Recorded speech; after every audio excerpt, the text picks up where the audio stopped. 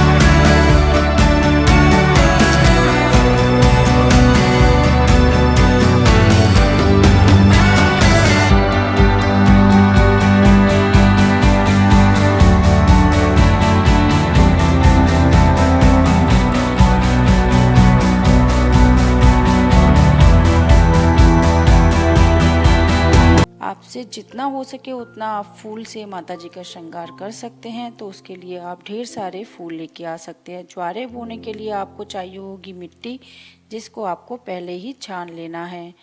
आम के पत्तों को अच्छे से धो के फिर ही आप कलश की स्थापना करेंगे। जब भी माता जी की आप पूजा करना शुरू करें, माता जी का सारा सामान आप पूजा स्थल पर लाके रख लें, अन्यथा आपको बार बार भागना पड़ेगा। ज्वारे जो आपने लिए हैं, जौ जो ली है, उसको रात भर भिगो के रख दे या फिर 2 घंटे पहले भिगो के रख दे। इससे ज्वारे जल्दी निकल आते हैं। सबसे पहले करेंगे कलश की स्थापना। कलश स्थापना के लिए आपको चाहिए होगा मिट्टी का, तांबे का या फिर पीतल का एक लोटा। लोटे के कंठ पे आपको मोली, जिसको कलावा भी कहते हैं, अच्छे से बांध देना है। मैंने कलावे को 5 बार राउंड करके इस पर बांधा है। इस तरह से आप कलश के कंठ पे कलावा बांध सकते हैं। आप यह मिट्टी के पात्र पे भी कर सकते हैं या पीतल के पात्र पे भी कर सकते हैं। हमने यहाँ पे तांबे का पात्र यूज में लिया है। मोली बांध देने के बाद में सबसे पहले हम चौकी के नीचे कुछ चावल यानी साबुत अक्षत रख लेंगे। और यहाँ आप रंगोली भी बना सकते हैं और आप चावल से स्वास्तिक भी बना सकते हैं। जिस तरह से हमने यहाँ पर चावल से स्वास्तिक बनाया है, आप चाहें तो यहाँ पर रंगोली बना सकते हैं, आटे से भी बना सकते हैं, किसी कलर से बना सकते हैं। चौकी के ऊपर लाल कपड़ा बिछा देना है।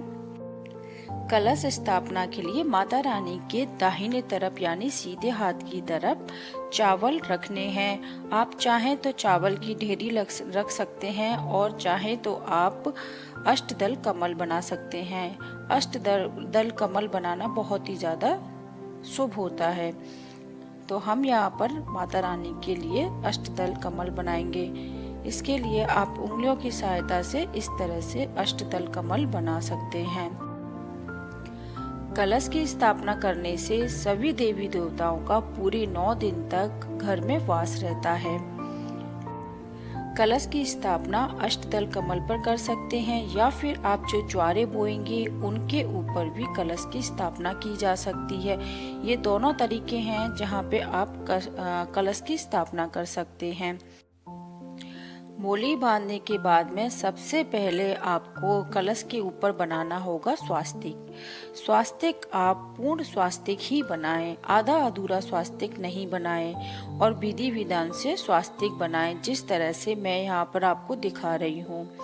स्वास्तिक में लाइनें कभी भी आपको क्रॉस करके यानी कि काट के नहीं बनानी है और स्वास्तिक हमेशा दक्षिणावर्ती यानी कि आपको क्लॉकवाइज डायरेक्शन में ही बनाना है। जितनी भी लाइनें हम यहाँ पे ड्रॉ कर रहे हैं वो सारी लाइनें दक्षिणावर्ती हैं, यानी कि क्लॉकवाइज डायरेक्शन में ही बनाएंगे। तो इस तरह से हम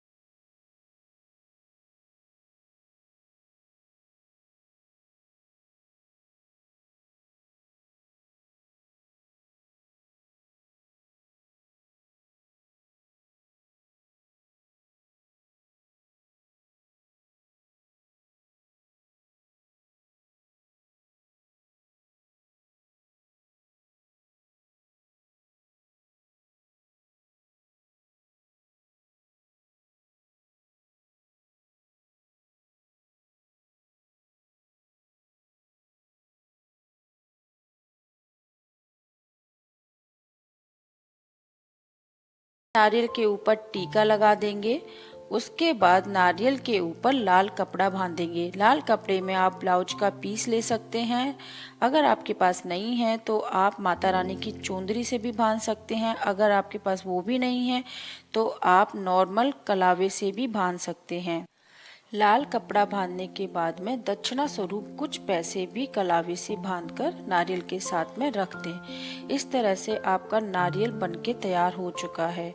अब नारियल को किस तरह से लोटे के ऊपर स्थापित करना है, नारियल का कौन सा मुख आपकी तरफ होगा, तो जो भी पूजा कर रहा है उसकी तरफ नारियल का मुख होता है, यानी कि नारियल की जो आईज होती हैं वो पूजा करने वालों की तरफ होती हैं।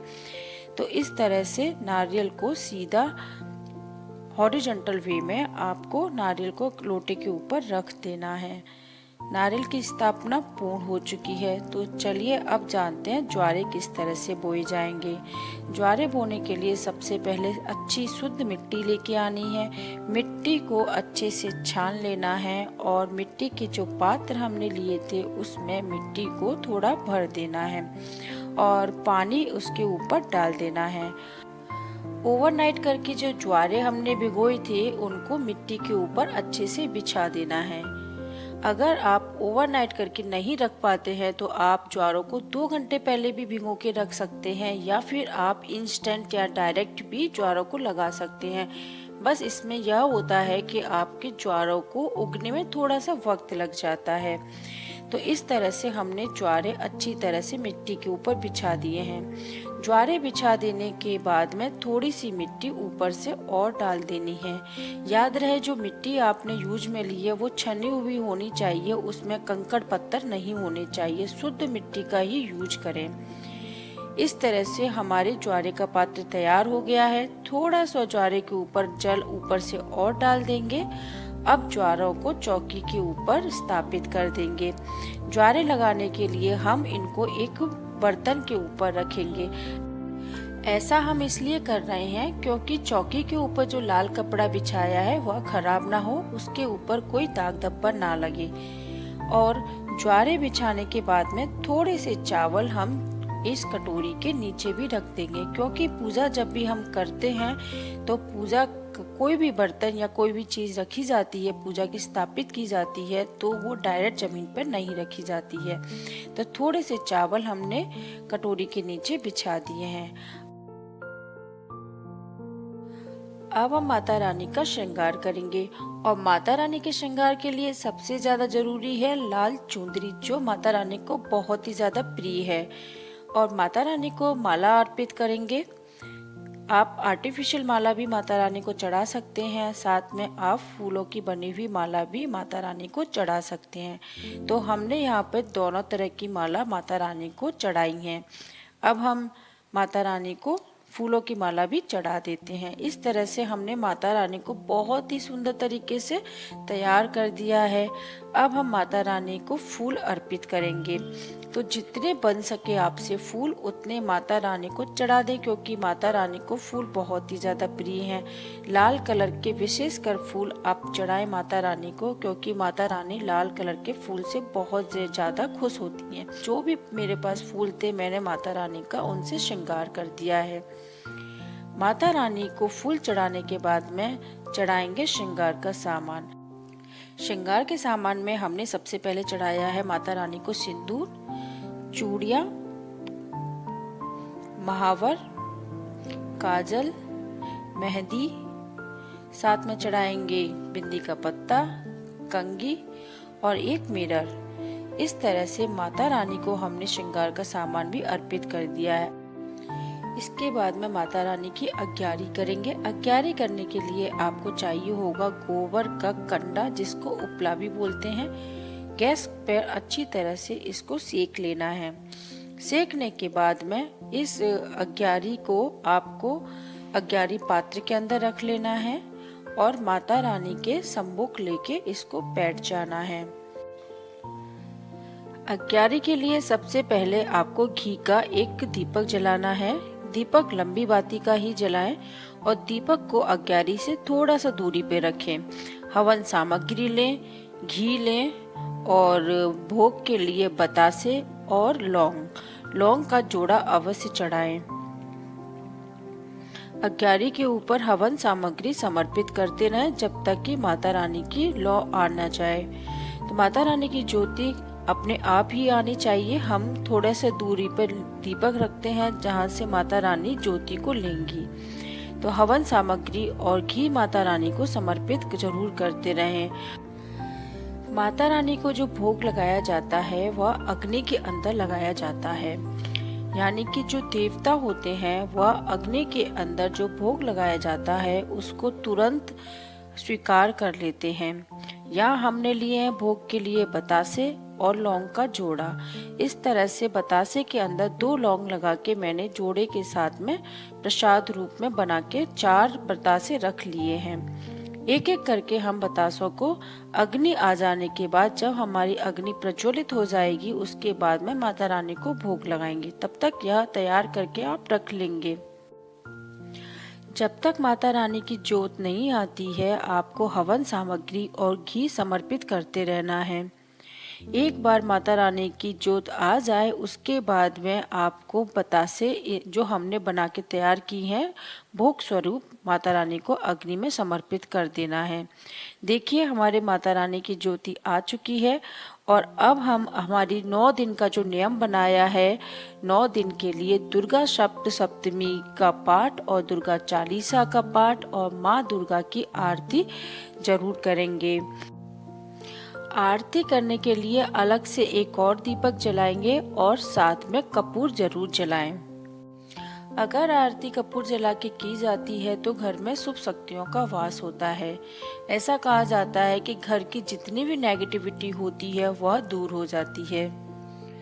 माता के 9 दिनों में अलग अलग भोग लगाया जाता है। सबसे पहले दिन माता शैलपुत्री की पूजा की जाती है और माँ शैलपुत्री को गाय के घी का भोग लगाया जाता है। ऐसा करने से आरोग्य की प्राप्ति होती है और बीमारियां दूर हो जाती हैं।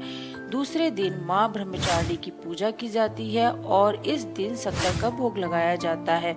ऐसा करने से दीर्घ आयु का आशीर्वाद मिलता है। तीसरे दिन माँ चंद्रघंटा की पूजा की जाती है और इस दिन गाय के दूध का भोग लगाया जाता है। दूध का दान देने से धन और वैभव और ऐश्वर्य की प्राप्ति होती है। चौथे दिन माँ कुष्मांडा की पूजा की जाती है और इस दिन मालपुए का नैवेद्य अर्पण किया जाता है और इसको जरूरतमंदों को बांट देना चाहिए। ऐसा करने से आत्मविश्वास और मनोबल की वृद्धि होती है।